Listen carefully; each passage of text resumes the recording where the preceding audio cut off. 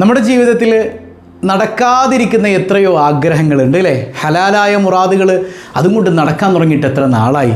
പക്ഷെ അതങ്ങനെ ഒന്നൊന്ന് ഹാസിലായി കിട്ടുന്നില്ല. വഴിയുണ്ട്. ജീവിതത്തിലെ പ്രയാസങ്ങൾ നീക്കുന്ന മനോഹരമായൊരു സൂറത്തുണ്ട്. അത് സൂറത്തുൽ ഫത്ഹാണ്. ഉസ്താദ്, ഞങ്ങൾ സൂറത്തുൽ ഫത്ഹൊക്കെ ഓതാറുണ്ട്, പക്ഷേ ഒന്നും നടക്കണില്ല. എന്താ നടക്കാത്തത്? 3-4 കാര്യങ്ങൾ ശ്രദ്ധിച്ച് സൂറത്തുൽ ഫത്ഹ് ഇത്ര എണ്ണം കൃത്യമായിട്ട് നിങ്ങൾ ഓതി നോക്കൂ. ഇൻഷാ അല്ലാഹ് നടക്കും, ഉറപ്പായി നടക്കും. അള്ളാഹു തൗഫീക്ക് നൽകട്ടെ. അപ്പം എങ്ങനെയാണ് ഓതേണ്ടത്, എത്ര തവണ ഓതണം, ഏതൊക്കെ കാര്യങ്ങളാണ് ശ്രദ്ധിക്കേണ്ടത്, ഇതൊക്കെ മനസ്സിലാക്കി നമുക്ക് ഓതി നോക്കാന്നേ. അള്ളാഹു തൗഫീക്ക് ചെയ്യട്ടെ.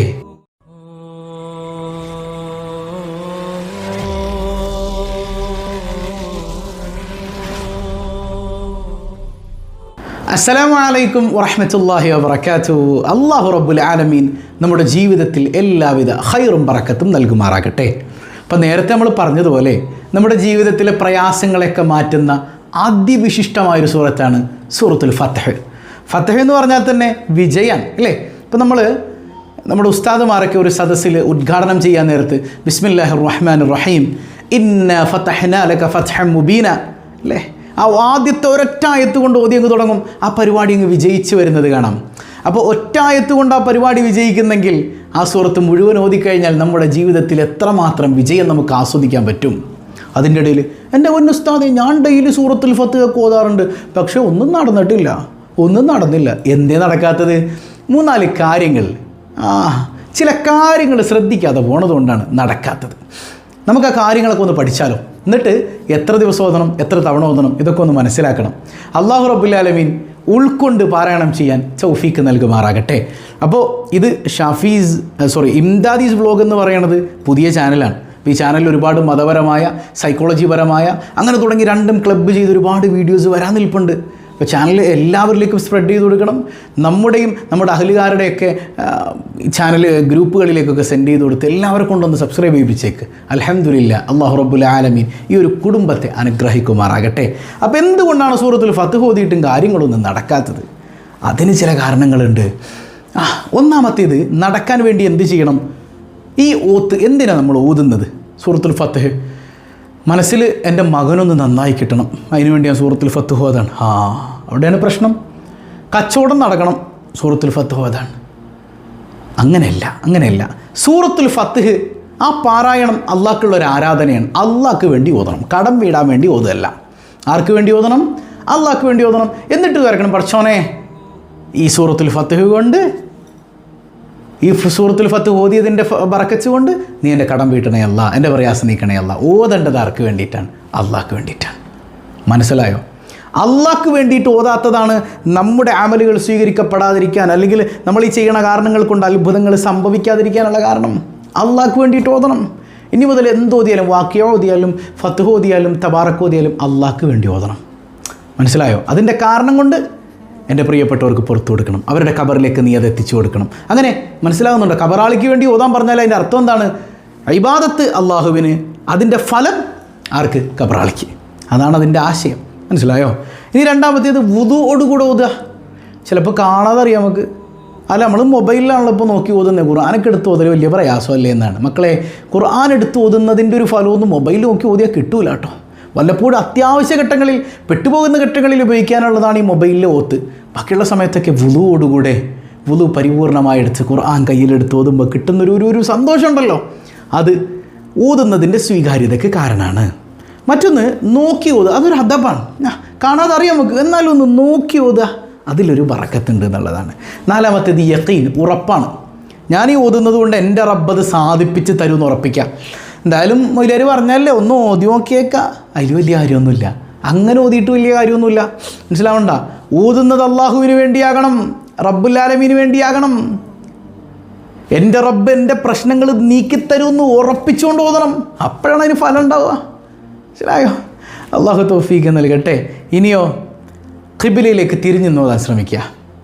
ഒതുവൊക്കെ എടുത്ത് ഓതാനിരിക്കുമ്പോൾ ഖിബിലയിലേക്ക് അഭിമുഖമായിരുന്ന്, അതൊക്കെ ഒരു മര്യാദയാണ് ഖുർആൻ ഓതുന്നതിൻ്റെ. ആ മര്യാദ എപ്പോഴും കാത്തു സൂക്ഷിക്കണം കേട്ടോ. അതുപോലെ തന്നെ ആറാമത്തേത്, ഓതിക്കഴിഞ്ഞാൽ ദ്വാരക്ക. അത് മുത്തുനബി സല്ലല്ലാഹു അലൈഹി വസല്ലം തങ്ങളുടെ ഒരു പ്രത്യേകത, ഒരു സുന്നത്തും കൂടെയാണ്. അത് ഖത്തമാണെങ്കിലും ഖുർആനോത്താണെങ്കിലും കുറച്ച് ഓതിയാലും ഓതിക്കഴിഞ്ഞിട്ട് ഒന്ന് ദ്വാരക്ക. സൂറത്തുൽ ഫത്ഹ് ഓതിയിട്ട് വേണമെങ്കിൽ ഒരു ഫാത്തിഹ വിളിച്ചു അങ്ങനെ ദ്വാരുന്നു. അല്ല, ഇത് ഓതിക്കഴിഞ്ഞിട്ട് മനസ്സറിഞ്ഞ് അവിടെ ഇരുന്ന് പഠിച്ചോണ്ട് ഞാൻ എന്തിനാണ് ഓതിയത്, ഈ ഓതിയതിൻ്റെ കാരണങ്ങളൊക്കെ അള്ളാഹിനോട് പറഞ്ഞിട്ട് അള്ളാഹുവിന് വേണ്ടി അത് അള്ളാഹുവിലേക്ക് സമർപ്പിച്ചുകൊണ്ട് മനസ്സറിഞ്ഞ് സങ്കടം പറഞ്ഞ കാര്യങ്ങൾ തീരുമാനിക്കുക. അള്ളാഹിനോട് ദ്വാരക്കുക, പടച്ചിറപ്പതൊക്കെ എളുപ്പാക്കി തരും. ദ്വാരക്കാതെ ഓത്ത് അവസാനിപ്പിക്കരുത്. ഓതിക്കഴിഞ്ഞ ഉടൻ തന്നെ ദ്വാരക്കണം. അത് പിന്നീടല്ല, ഓതിക്കഴിഞ്ഞ ഉടനെ ദ്വാരക്കൽ ഒരു സുന്നത്താണ്. അതിൻ്റെ സ്വീകാര്യതയ്ക്ക് കാരണമാണ്. ഏഴാമത്തേത്, എല്ലാ അദബുകളും ഒന്ന് ശ്രദ്ധിക്കുക. ഖുർആൻ എടുത്ത് കയ്യിൽ വെച്ചുകൊണ്ട് കാര്യം നീട്ടിയിരുന്ന് ഓതുന്ന ആളുകളുണ്ട്. ഖുർആൻ എടുത്ത് വെച്ചിട്ട് ഈ ഖുർആൻ കിതാബിങ്ങനെ ഖുർആൻ ഇങ്ങനെ മടക്കി വെക്കുന്നവരുണ്ട്. അത് ചെയ്യരുത്. അതിൻ്റെ ഇടയിൽ കൊണ്ട് പേപ്പർ വെക്കുന്നവരുണ്ട്. അതൊക്കെ അദബ് കേടാണ്. കണ്ണട ഇടയിൽ വെച്ചിട്ട് ഖുർആൻ മടക്കി വെക്കുന്നവരുണ്ട്. അതല്ല, ഒരിക്കലും ചെയ്യരുത്. അള്ളാഹിൻ്റെ കലാമാണ്. ഞാൻ പറഞ്ഞല്ലോ, നമ്മളും ഞാനും നിങ്ങളുമൊക്കെ അള്ളാഹിൻ്റെ സൃഷ്ടി മാത്രമാണ് അല്ലേ. എന്നാൽ ഖുർആൻ സൃഷ്ടിയല്ല, അള്ളാഹിൻ്റെ സിഫത്താണ്, പടച്ചവൻ്റെ വിശേഷണം, കലാമാണ്. ആ കലാമാണ് നമ്മുടെ കയ്യിലിരിക്കുന്നത്. ബഹുമാനിക്കണ്ടേ? ആ ബഹുമാനാദരവുകൾ ഉണ്ടായിരിക്കെ ഈ പറഞ്ഞ ക്വാളിറ്റീസൊക്കെ നിങ്ങളിലുണ്ടെങ്കിൽ ഇൻഷാ അള്ളാഹ് നടക്കും, കാര്യങ്ങൾ നടത്തിത്തരും അല്ലാഹു റബ്ബുൽ ആലമീൻ. എന്തൊക്കെ കാര്യങ്ങളാണ് നടക്കുക? ഇമാമിങ്ങൾ രേഖപ്പെടുത്തി വെക്കുന്നുണ്ട്. വിഷമങ്ങൾ നീങ്ങും. ജോലി സംബന്ധമായതാകട്ടെ, എന്തിനെക്കുറിച്ച് നമുക്ക് ടെൻഷൻ, മക്കളെക്കുറിച്ച് ഓർത്താണോ? എന്തോരെന്തുമായിരുന്നു ഉസ്താദ്, എന്തോരെന്തുമായിരുന്നു. മഹാനായ യാക്കൂബ് നബി അലൈഹി സ്വലാത്തു വസ്സലാം തൻ്റെ മക്കൾ നന്നാൻ വേണ്ടി വരുന്നത് 35 കൊല്ലമാണ്. എന്നിട്ടാണ് നന്നായത്. നബിയുടെ കാര്യം പറയണത്. അള്ളാഹുവിനെ ദുആ അങ്ങനെ കേൾക്കാൻ ഭയങ്കര ഇഷ്ടമാണെന്നേ. അല്ലാണ്ട് അള്ളാഹ്ക്ക് പത്ര നാൾ വേണോ നമുക്ക് കാര്യങ്ങൾ സാധിപ്പിച്ചു തരാൻ? വേണ്ട. പക്ഷെ നമ്മൾ ദ്വാരക്കണത് കേൾക്കാൻ അള്ളാഹ്ക്ക് ഇഷ്ടമാണ്. അള്ളാന്നിങ്ങനെ വിളിക്കുന്നത് കേൾക്കാൻ ഇഷ്ടമാണ്. ഞാൻ മുമ്പ് പറഞ്ഞില്ലേ, നമ്മൾ എന്ത് ചോദിക്കുമ്പോഴും പടച്ചോൻ എനിക്ക് നിന്നെ തരണേ അല്ല, നിന്നെ വേണോ അല്ല, അല്ലാതെ ചോദിക്കുക, എന്നിട്ട് ബാക്കി കാര്യങ്ങൾ പറ. ഏതുപോലെ ഞാനൊരു ഉദാഹരണം എന്ന് പറഞ്ഞില്ലേ, ഇപ്പോൾ നമ്മൾ ഭർത്താക്കന്മാർ എവിടെയെങ്കിലുമൊക്കെ യാത്ര പോകാൻ നേരത്ത് ഭാര്യയോട് ചോദിക്കും, എടി ഞാൻ എന്താ കൊണ്ടുവരേണ്ടത്? അവൾ ഒരുപാട് കാര്യങ്ങൾ ചിലപ്പോൾ പറയും. എനിക്ക് സ്വർണ്ണം വേണം, എനിക്ക് മറ്റേത് വേണം, മറിച്ചത് വേണം. കക വരുമ്പോൾ മറ്റേ മൊബൈലിലെ കവറും ഉണ്ടെന്നും. ഇതൊക്കെ നമുക്ക് ഇഷ്ടമാണ്, നമ്മൾ മേടിച്ചു കൊടുക്കാനും തയ്യാറുമാണ്. പക്ഷേ ഇതൊന്നുമല്ല നമ്മൾ ആഗ്രഹിക്കണ ഒരു ആൻസർ. എന്താണത്? ഒന്നും വേണ്ട, എൻ്റെ ഇക്കാക്ക ഇങ്ങോട്ട് വന്നാൽ മതി.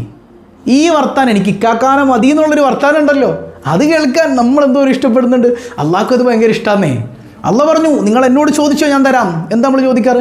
കടം വിടണേ അല്ല, ബിസിനസ്സിൽ വർക്ക് ചെയ്യണേ അല്ല, മക്കളെ നന്നാക്കണേ അല്ല. വേണ്ടാന്നല്ല. പക്ഷെ അതിനൊക്കെ മുമ്പ് എന്ത് ചെയ്യണം? അള്ളാഹുവേ, നിന്നോട് ഇന്നി അസ്അലുക ഹുബ്ബക, നിൻ്റെ സ്നേഹം തരണയല്ല, നിന്നെ തരണയല്ല. ഇതൊന്ന് ചോദിച്ചു നോക്ക്. എന്നിട്ട് ബാക്കി കാര്യങ്ങൾ, കടമൊക്കെ പിന്നെ ചോദിക്കണം. ആ നിലക്ക് എന്ത് ചോദിച്ചാലും അള്ളാഹു തരും, ഉറപ്പാണ്. നിരന്തരം ചോദിച്ചുകൊണ്ടിരിക്കുക. സൂറത്തുൽ ഫത്ത്ഹ് ആഗ്രഹങ്ങൾ വീടാൻ കാരണമായി തീരും, വിഷമങ്ങൾ നീങ്ങും. രണ്ടാമത്തേത്, ദുനിയാവിലെയും ആഖിറത്തിലെയും കാര്യങ്ങൾ എളുപ്പമാവും. ആഖിറത്തിലെയും കാര്യങ്ങൾ എളുപ്പമാവും. ദുനിയാവിൽ എത്രയോ പ്രയാസങ്ങൾ, ആഖിറത്തിൽ അതിനേക്കാൾ വലിയ കാഠിന്യം അല്ലേ. അല്ലാഹു കാത്ത് രക്ഷിക്കട്ടെ. മൂന്നാമത്തേത്, ആഗ്രഹങ്ങൾ വീടും. 7 ഭാഗങ്ങളാക്കിയിട്ട് മഹാന്മാർ ആഗ്രഹങ്ങളെ തിരിച്ചിട്ടുണ്ട്. ഒന്ന് കടം വീടും, വീടുള്ള തരും, വിവാഹം നടത്തി തരും, ജോലി ലഭിക്കും, രോഗം അത് മാറ്റിത്തരും. ചികിത്സിക്കേണ്ടെന്നല്ല, ചികിത്സിക്കണം. കൂടെ സൂറത്തുൽ ഫത്ത്ഹ് ഇതേപോലെ ഓതിക്കോ. അത് എത്ര ഓതണമെന്ന് ഞാൻ പറഞ്ഞുതരാം. അള്ളാഹു രോഗം മാറ്റിത്തരും. കുടുംബ പ്രശ്നമുണ്ടോ? ഭാര്യയും ഭർത്താവും അമ്മായിയമ്മയും മരുമോളും എപ്പോഴും ശണ്ടേന് ഇടിയാണ്, പുള്ളിയാണ്, വീടിൻ്റെ അകത്തോട്ട് കയറാൻ പറ്റണില്ല, സൂറത്തുൽ ഫത്ത്ഹ് ഓതിക്കോ. സ്വഭാവം നന്നാക്കണം കേട്ടോ. കൂട്ടത്തിൽ വെറുതെ സൂറത്തുൽ ഫത്ത്ഹ് ഓതിക്കൊണ്ടിരുന്നിട്ട് കാര്യമില്ല. എനിക്ക് ഭക്ഷണം തരുന്നത് അള്ളാഹുവാണ്, ഞാൻ പണിക്ക് പോകില്ല എന്ന് പറഞ്ഞിട്ട് കാര്യമുണ്ടോ? പണിക്ക് പോകണം. പണിക്ക് പോകുന്നത് കാരണമാണ്, ഭക്ഷണം തരുന്നതാരാ? അള്ളാഹുവാണ്. അതുപോലെ തന്നെ വാഹനം കൊതിയുണ്ട്, അള്ളാഹു നടത്തിത്തരും. സൂറത്തുൽ ഫത്ത്ഹ് ഓതിക്കോ. അപ്പോൾ ഈ പറഞ്ഞ ആഗ്രഹങ്ങളൊക്കെ നടക്കാൻ, വിഷമതകളിൽ നിന്ന് രക്ഷപ്പെടാൻ സൂറത്തുൽ ഫത്ത്ഹ് ഏറ്റവും നല്ല മരുന്നാണെന്നാണ്. എന്തോരോധനം 21 തവണ ഓതാൻ പറ്റുമോ? 41 തവണ ഓതാൻ പറ്റുമോ? 41 ആണെങ്കിൽ വളരെ മനോഹരം. എത്ര ദിവസം കൊണ്ട്? 3 ദിവസം കൊണ്ട് ഓതിക്കഴിഞ്ഞാൽ അത്ര നല്ലത്. ഇല്ല, എനിക്ക് അത്ര പറ്റൂല. ശരി, 5 ദിവസം കൊണ്ട്. അതും പറ്റൂലേ, 7 ദിവസം കൊണ്ട്. 7 ദിവസം കൊണ്ട് 41 സൂറത്തുൽ ഫത്ത്ഹ്. ഒരു ദിവസം ഒരെണ്ണാണെങ്കിൽ അങ്ങനെ, അല്ല അതിൽ കൂടുതലാണെങ്കിൽ അങ്ങനെ, എങ്ങനെയാണ് നിങ്ങളുടെ ഇഷ്ടം. 7 ദിവസം കൊണ്ട് തീർക്കാം, 5 ദിവസം കൊണ്ട് തീർക്കാം, 3 ദിവസം കൊണ്ട് തീർക്കാം. 3 ദിവസം കൊണ്ട് തീർത്താൽ അത്രയും നല്ലത്. അല്ല 5 ആണെങ്കിൽ 5, അല്ലെങ്കിൽ 7 ആണെങ്കിൽ 7. ഇങ്ങനെ നിങ്ങളുടെ ആഗ്രഹങ്ങൾ മുന്നിൽ നിർത്തി അള്ളാഹുവിന് വേണ്ടി ഒന്ന് ഓതി നോക്ക്. പടച്ചറബ് എത്ര വലിയ പ്രശ്നമാണെങ്കിലും അത് മാറ്റിത്തരും. എത്ര വലിയ മുറാദാണെങ്കിലും ഹാസിലാക്കിത്തരും. എത്ര വലിയ രോഗമാണെങ്കിലും അള്ളാഹ് ശിഫയാക്കിത്തരും. എത്ര വലിയ പ്രതിസന്ധിയാണെങ്കിലും അള്ളാഹു കൈപിടിക്കും. ഉറപ്പാണ് ഇൻഷാ അല്ലാഹ്. അല്ലാഹു റബ്ബുൽ ആലമീൻ അത് ആസ്വദിക്കാൻ തൗഫീഖ് നൽകട്ടെ. അപ്പോൾ എല്ലാവരിലേക്കും ഈ ഇൽമ് എത്തിച്ചു കൊടുക്കുക. അള്ളാഹു നമ്മുടെ പ്രയാസങ്ങൾ ഈ സദസ്സിൻ്റെ ബർക്കത്ത് കൊണ്ട് നീക്കി തരട്ടെ. വസ്സലാമു അലൈക്കും വറഹ്മത്തുള്ളാഹി വബറകാതുഹു.